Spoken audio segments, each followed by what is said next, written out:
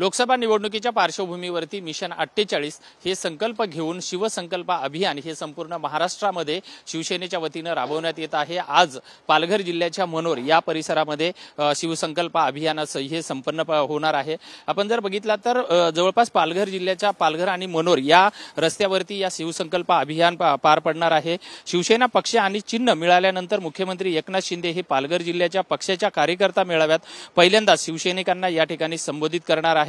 या कार्यक्रमासाठी जवळपास आपण जर बघितलं तर स्टेज हे भव्य असं स्टेज या ठिकाणी उभारण्यात आलेलं आहे आणि जवळपास 10,000च्या वर जे खुर्च्यांची आसन व्यवस्था जी आहे ही या पूर्ण या ठिकाणी करण्यात आलेली आहे।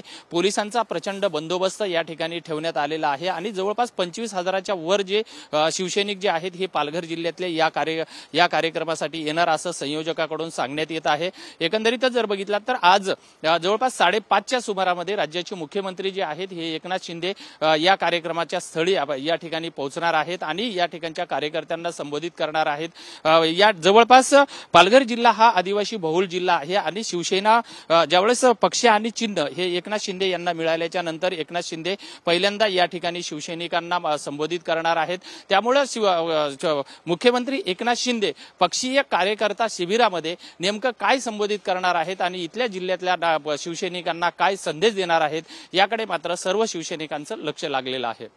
व्हिडिओ जर्नलिस्ट प्रेम म्हात्रेसह विजय गायकवाड, TV9 मराठी, पालघर।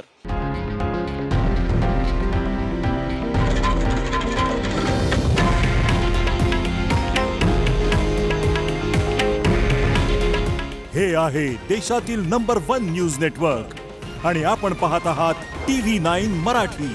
काळजी तुमची, हित महाराष्ट्राचं।